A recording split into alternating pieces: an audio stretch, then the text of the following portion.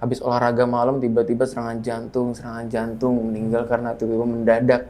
Apakah ada hubungannya nih dok antara olahraga malam dengan keadaan serangan jantung dok?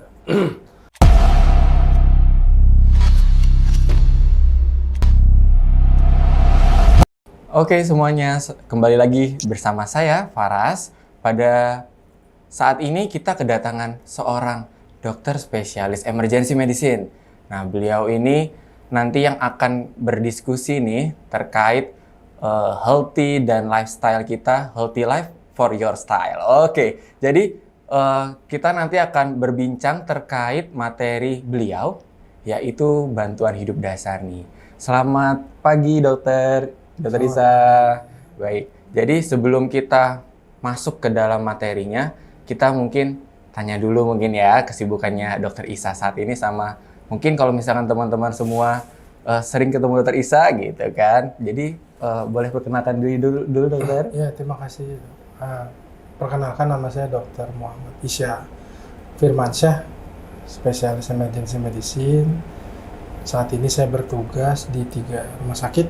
Yang pertama di RSUD Ciawi Kabupaten Bogor, yang kedua di Rumah Sakit Medika Dramaga Kota Bogor, dan yang ketiga di Rumah Sakit Santo Carolus Jakarta Pusat. Ya, itu aja kesibukan saya. Oh iya, alhamdulillah beliau menyempatkan hadir untuk berdiskusi bersama kita semua nih teman-teman semua, dan membagikan ilmu untuk teman-teman semua pelajari agar nantinya ilmunya bisa bermanfaat juga bagi teman-teman semua. Jadi nanti kita akan berdiskusi nih dok terkait mungkin bantuan hidup dasar. Nanti dokter Isa akan menyampaikan materinya terlebih dahulu, mungkin nanti akan ada sesi diskusi tanya jawab. Nah silakan monggo dokter Isa. Ya, makasih dok. Sebenarnya ini sudah saya tuangkan di suatu PowerPoint ya, sebagai clue untuk bantuan hidup dasar. Bantuan hidup dasar ini seyogyanya seharusnya bisa diinisiate atau dilakukan untuk teman-teman yang kalau bahasa kerennya itu bystander ya. Bystander itu artinya orang awam, bukan orang nakes gitu. Di sini mungkin perlu kita tahu adalah chain of survival-nya. Itu pertama, sebelum kita menolong tuh mungkin call for help dulu, terus activate emergency medical system, panggil ambulan, baru di hospitalize ya. Nah ini ada beberapa contoh artis-artis, saya kasih contoh ya. Mungkin artis-artis atau public figure yang memang kita ketahui meninggalnya itu mendadak ya. Sudah dipastikan itu penyebabnya kebanyakan ya. Kebanyakan itu dari kondisi vaskuler yang disebabkan oleh otak atau kemungkinan besar jantung. Ya, ini kebanyakan kejadian serangan jantung atau henti jantung ya, beda ya serangan jantung sama henti jantung. Itu kebanyakan menurut data yang ada di Amerika itu kebanyakan di rumah malah. Benar. Paling banyak di rumah malah. Artinya out of hospital, jadi di rumah, di luar rumah sakit itu. Kalau orang serangan jantung di rumah sakit mah biasa ya. Iya, kalau di rumah sakit, di luar rumah sakit jadi suatu kejadian extraordinary ya. Karena apa? Mungkin banyak yang teman-teman bystander yang belum memahami dan bagaimana tahu itu serangan jantung dan bagaimana penanganan awal dan mengaktifasi emergency medical system ya. Jadi berarti kita bisa cepat menolong mungkin sama keluarga kita gitu dok ya. Minimal kita berguna buat orang-orang di sekitar kita. Oh iya benar dok. Ya. Selain bermanfaat untuk umat, tapi bermanfaat buat orang-orang di sekitar kita yang kita cintai. Ya, di sini perkenalan sedikit ya tentang alat automatic external defibrillation yang mungkin nanti bisa digunakan nanti di komunitas masjid ya gitu. Karena ini memang diperuntukkan untuk orang awam ya gitu. Jadi ada step-stepnya nanti dia itu. Tapi memang harus beli ya gitu. Nah, ini dibilang tadi saya singgung jantung mendadak berhenti itu dapat terjadi kapan aja, di mana aja, dan tidak mengenal siapapun kita gitu ya gitu. Jadi kebanyakan di Amerika data yang tahun 99 itu banyak terjadi itu di luar rumah sakit sekitar 64%. Wah, Gitu. Banyak. Makanya sistem emergency medical team di sana tuh baik sekali karena sering gitu. Karena terlatih ya dok ya. Gitu, sering gitu. Dan orang-orang awam juga sering mendapatkan informasi terkait dan orang gitu. awam juga tahu ini harus manggil siapa gitu, dan harus ngapain. Karena berlatih, adanya pelatihan dan continue, jadi bermanfaat buat orang sekitarnya. Jadi orang sekitarnya tidak gagap kalau terjadi sesuatu. Gitu. Ya. Nah ini chain of survival-nya OHCA namanya, out hospital cardiac arrest gitu. Jadi di mana saja bisa terjadi ya. Nah kalau kita kelamaan, bahkan kalau istilahnya keren mah tell me, telat mikir gitu, diem aja. Bahkan kita cuma bisa foto-foto dan segala macam, itu bisa menyebabkan brain damage atau kerusakan otak yang permanen, bahkan sampai meninggal kalau di atas 10 menit pasien tidak diapa-apain. Gitu. Ya gitu. Kapan pijat jantung harus segera dilakukan tuh kalau tiba-tiba pasien nggak sadar.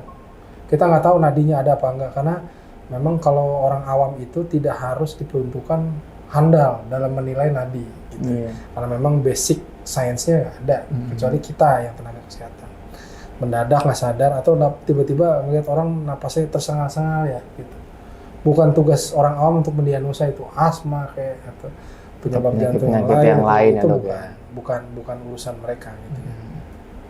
Nah kalau udah datang tuh kita lihat, kita cek kesadaran, kita lihat napasnya ada apa enggak.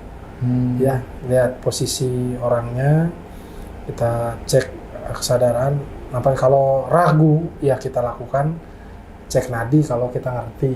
Kalau enggak, bystander tuh nggak perlu, langsung dilakukan ini penekanan atau cardiopulmonary resuscitation atau CPR ya, atau bahasa Indonesia itu RJP, resusitasi jantung paru. Dibuka dulu bajunya gitu ya, untuk dilakukan itu nipple to nipple jaraknya. Kalau pernapasan buatan itu memang sudah tidak direkomendasikan oleh American Heart Association dan European Heart Association sudah tidak rekomendasi karena beresiko mendeliver suatu penyakit tertentu ke penolong.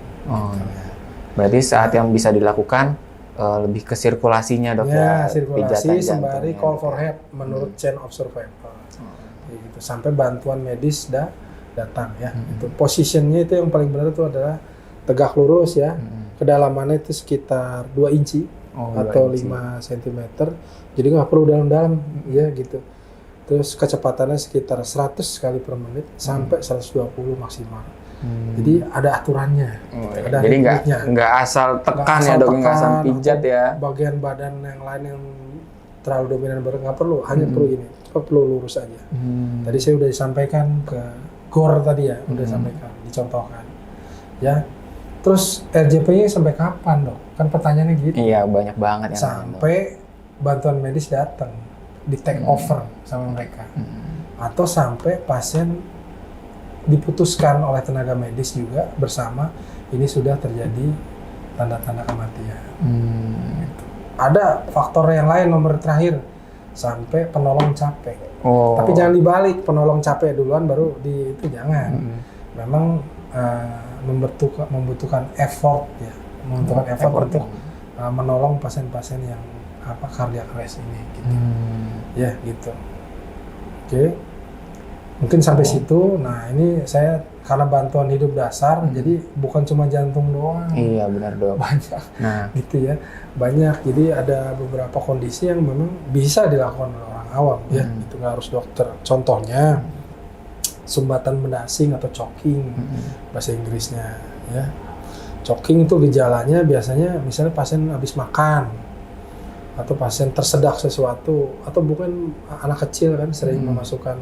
Karena dalam anak kecil ada fase di mana mencoba mainan apa-apa gitu dok ke mulut, ya. Iya. Digigit, itu ada fasenya mereka. Pasien sulit bernapas sampai nggak bisa ngomong. Biasanya pasien gejalanya tuh pegang leher gini, sembari dia seeking for help gitu ya. Nah, itu biasanya choking ya. Itu kita tenang aja gitu. Bisa dilakukan sesuatu meskipun it could end bad juga sih. Kalau kelamaan. Iya. Ya, memegang leher seperti orang tercekik. Terus yang kita lakukan adalah kita membelakangi pasien. Terus di ulu hatinya kita bikin simpul begini. Terus kita hentakan menuju ke atas, ke sefalat kalau bahasa itunya, selama 5 kali. Ya. Kalau 5 kali pasiennya malah nggak sadar, tidurin dimiringin. Nah itu call for help udah. Harus dilakukan tata laksana jalan nafas dengan RGP. Berarti nggak ditepuk-tepuk aja gitu dok ya kan? Kadang-kadang kalau sekarang boleh sih tepuk-tepuk gitu. Nggak masalah, itu suatu effort, harus kita apresiasi. Apalagi pasiennya bayi atau anak yang masih kecil gitu. Kan kita balik ke sandwich gitu ya. Ya misalnya amit-amit misalnya ibu habis menyusui terus bayinya kesedak ya gitu, itu dimiringin, bikinin. Jadi di telapaknya itu kita lakukan back blow. Gitu. Ini istilahnya back blow, tapi bentuknya kan sandwich ya, gitu, gitu. Kita back blow seperti roti lapis. Ya, kita nanti ada caranya dihentakkan ke atas. Itu nggak usah sering-sering, 5 kali cukup. Ya, pada orang sadar itu pasti nggak akan nyaman. Orang choking tuh biasanya lama-lama nggak sadar. Iya. Gitu. Oke. Nah, pertanyaannya pernah ada yang nanya ke saya, dok, kalau pasiennya hamil gimana? Oh iya. Kalau pasien hamil jangan dipas perut hamilnya ditekannya. Nanti langsung lahiran ya dok ya. Nanti menyebabkan komplikasi dari hamilnya itu. Apalagi kalau hamilnya trimester pertama yang lagi rawan-rawannya ya. Jadi di atas dada nanti tetap ditekan ya. Sembari pasiennya mau ngapain aja terserah. Yang penting kita sikapnya benar. Ya, tuh back blow ya. Oke, itu salah satu dari sekian banyak bantuan hidup dasar yang bisa kita lakukan sebenarnya. Kalau kita mau ceritain satu persatu mah banyak banget dok ya, nggak bakal selesai nih dok ya. Sampai lebaran depan juga nggak akan kelar gitu. Ya gitu. Jadi kita memang tidak dalam menolong orang, prosedur menolong itu tidak bisa dipisahkan dengan teknologi. Teknologi itu kita nggak bisa menutup mata, karena teknologi itu memang membantu kita untuk menyempurnakan pertolongan yang effort yang kita buat, ikhtiar yang kita buat ya. Ini kan sudah ditemukan beberapa alat yang mandiri ya, namanya yang tadi saya sempat sebut AED. AED itu kalau di negara maju itu udah di sekolah, di suburb tuh kalau bahasa Indonesia itu kayak perum-perum perumahan kita lah. Gitu ya. Suburb, pinggir jalan suburb, terus di kantor-kantor office, bahkan di hotel, ya gitu. Itu ditempel di dinding. Jadi mudah orang ngelihatnya untuk memakainya juga. Kalau agak susah nyari di situ. Gitu. Biasanya di airport. Tapi di semua airport nggak ada. Hanya tertentu aja dong. Iya, airport yang besar aja kayak Makassar, saya lihat Surabaya, Jakarta, ya, Bandung juga ada. Ya, di kota besar. Nah, itu bukan cuma ditempel aja, tentu ada fungsinya dan manfaatnya, ya. Nggak mungkin mudarat ditempel-tempel di situ ya, kan. Gitu. Jadi ada manfaatnya. Alat ini membantu kita, mengassist kita supaya bisa maksimal untuk menolong orang yang terkena henti jantung di tempat. Jadi henti jantung di tempat kan banyak yang terjadi di public space ya, public place ya. Jadi diharapkan bukan dokter, bukan nakes, ya, tapi diharapkan teman-teman bystander awam itu bisa melakukan. Jadi siapapun itu kalau misalkan ngelihat kejadian yang tiba-tiba gitu dok ya, tadi udah cek airway-nya, misalkan nafasnya, terus cek nadinya nggak ada, ini bisa ngelihat AED terus bisa langsung digunakan gitu dok ya. Itu tujuan saya, bukan bermaksud untuk berniaga ya, cuma ini alat memang yang update dibutuhkan di suatu komunitas tertentu memang, gitu, karena nggak mungkin di satu komunitas itu ada dokter, dan kalaupun ada dokter nggak bisa diandalkan maksimal mungkin gitu ya, untuk nolong satu warga, satu kecamatan mungkin kan gitu. Jadi memang harus ada alat substitusinya gitu. Nah ini teknologi gitu, bisa ditempel di mana-mana. Kalau di Jepang itu di sekolah, di mall, di TK-TK itu udah ada. Jadi makanya makin cepat ya dok kalau misalkan di luar negeri itu ya dok ya. Makin cepat, jadi membantu tenaga kesehatan untuk melakukan pertolongan ke pasien itu gitu. Karena jadi bisa terjadi lebih banyak yang terselamatkan berarti dok ya. Itu tujuan negeri itu. Kan ikhtiar ya. Benar dok. Ya masalah hasil akhir ya qadarullah ya. Gitu. kayak gitu ya. Kalau di sini ada gampang contoh di bandara, di mana, di mall, bahkan di parkir, di basement, itu di negara maju tuh ada ya, di kantor. Bahkan di negara maju tuh udah pakai drone. Ya, jadi drone tuh kalau kita kan cuma buat kepentingan picture, foto ya, foto, video. Itu daya gunakan sebagai untuk menyelamatkan nyawa bisa. Tapi nggak usah repot-repot pikir drone. Drone kan kayak ambulan di atas dia. Di sekitar kita aja ada nggak? Gitu. Kalau nggak ada berarti kita kurang update. Iya benar dok. Ya. Yang tidak menggunakan terbang aja nggak ada, apalagi yang terbang biasanya gitu dok ya. Yang darat dulu deh. Iya, yang darat dulu gitu. Ya, itu bisa dilakukan. Itu biasanya instruksinya ada di situ. Dan itu bisa dioperate, alat-alat itu bisa dioperasikan oleh orang awam juga. Nggak harus dokter. Gitu. Tinggal mengikuti instruksi saja. Menempelkan patch-nya itu di dada pasien. Tinggal instruksi mau diapain. Gitu. Tunggu aja. Berarti nanti alatnya ngomong sendiri tuh dok? Iya, kalau bisa nanti kalau mau ada sesi berikutnya, panggilin providernya, nanti saya yang manggil. Wah. Nanti orangnya yang akan ngejelasin. Biasanya itu memang dia ngejelasinnya ke bystander kan, nakes gitu. Dan percaya ini alat bukan saya dagang ya. Iya, alat ini betul. memang lebih banyak manfaatnya ketimbang nggak ada manfaatnya gitu.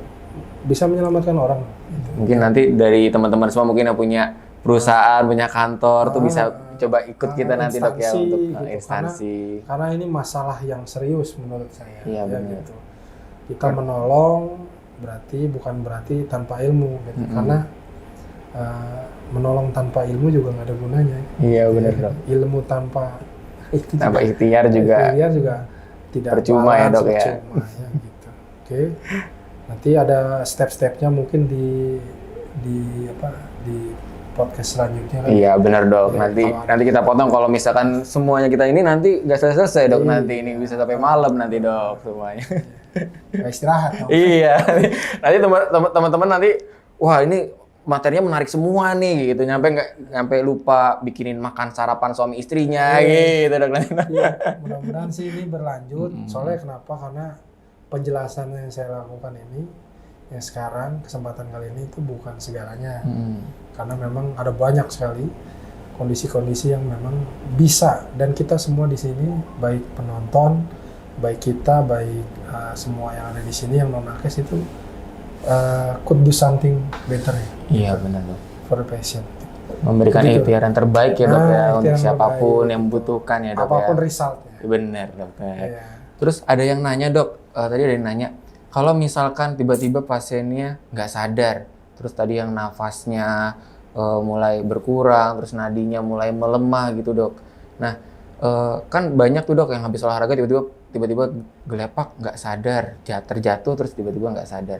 Nah ada yang dikepuk-kepuk dok di punggungnya, terus di tangannya, terus dikasih minyak kayu putih di sekujur badannya, apakah itu sebenarnya membantu ya dok? Nah, sebenarnya sih itu bagian dari ikhtiar ya. Tapi seperti saya bilang, menolong tanpa ilmu juga kan percuma. Gitu. Ilmu menolong doang juga kan nggak ada ilmunya percuma, sama aja gitu. Jadi bagi yang sudah pernah melakukan itu ya nggak apa-apa. Tapi memang manfaatnya tidak ada gitu. Karena masalahnya itu bukan di punggung ya. Masalahnya bukan di bau-bauan dan segala macam, itu masalahnya di kontraktilitas jantung. Ya, sesuatu yang mendadak itu sudah pasti kelainan dari vaskular. Vaskular itu bisa di otak, bisa di jantung, bahkan bisa di kaki. Ya, gitu. Tapi yang paling ekstrim memang dua itu. Nah, sesuai gravitasi.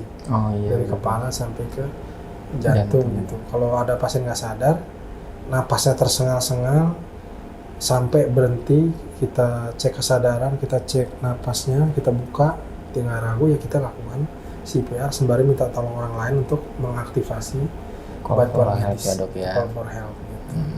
Nah, kalau dengan adanya alat yang saya sounding di awal tadi, AED itu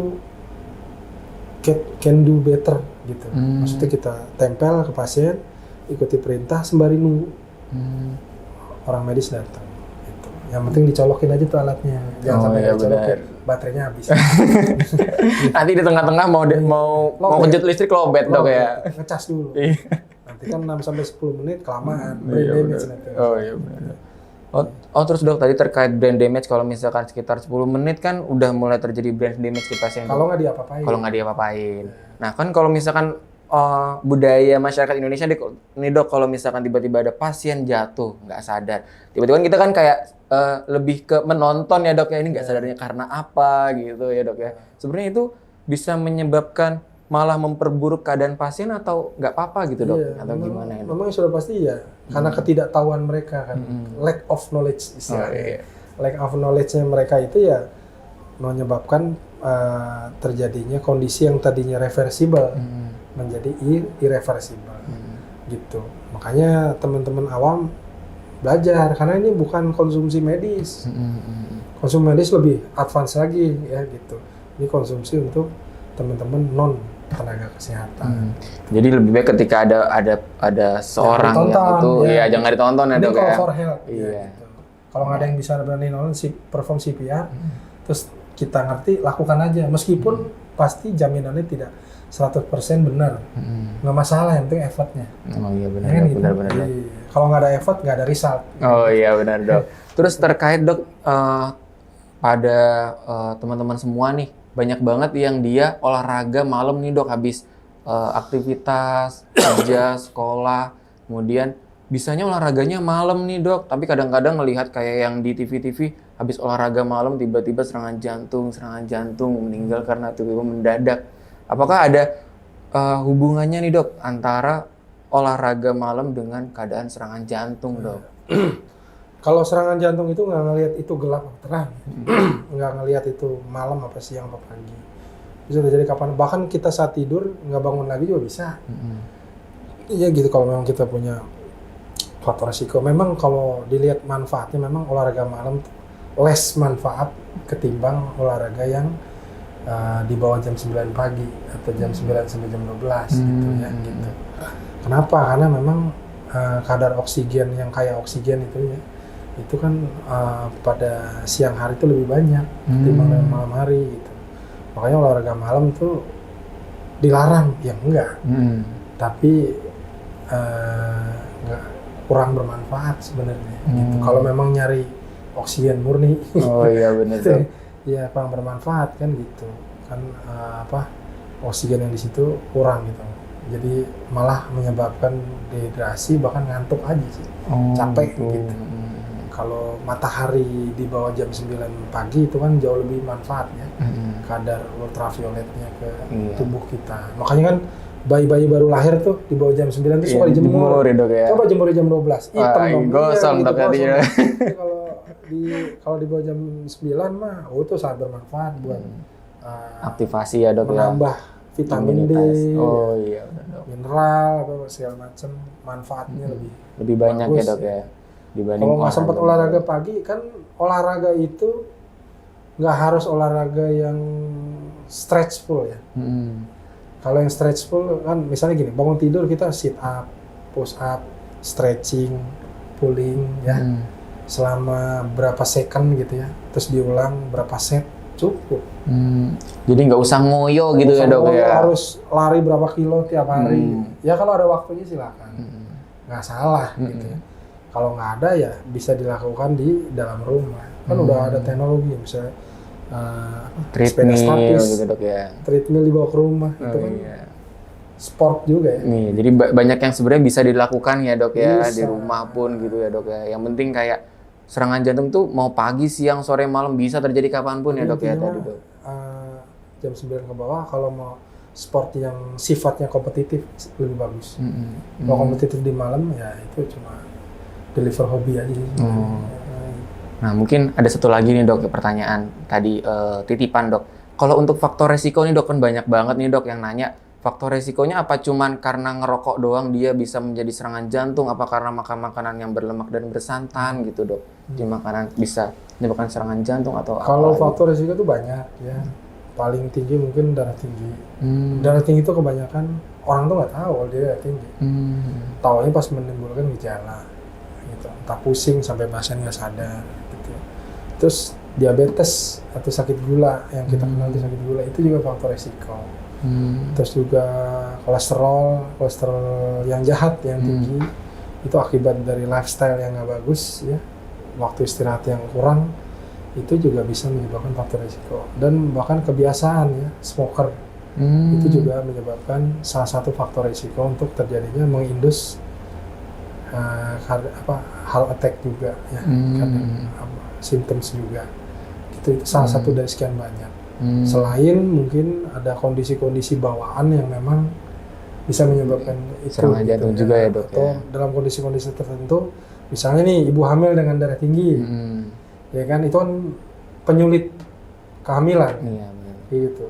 Biasanya setelah ngelahirin anaknya, kalau oke, itu lanjut tuh darah tingginya, lanjut tuh darah tingginya tuh, nggak segitu itu. Jadi kita sebagai dokter ya untuk bisa selain lifestyle diet ya minum obat untuk memaintain supaya tidak jadi masalah di kemudian hari. Bener dok. Terus ada yang bilang dok, kalau misalkan rokoknya itu membuat serangan jantung, ganti aja ke vape gitu dok. Sekarang kan baik banget dok yang vape. Sebenarnya itu malah kayak kita makan permen aja atau sebenarnya sama aja sih dok vape sama rokok gitu dok?